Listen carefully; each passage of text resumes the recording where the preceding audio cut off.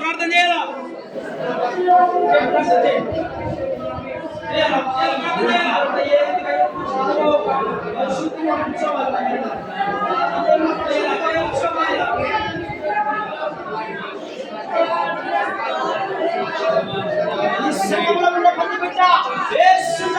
రక్షణ పొంది పరిశుద్ధులను ఆరాధించే భాగ్యం కలుగునుగాక కలుగునుగాక కలుగునుగాక.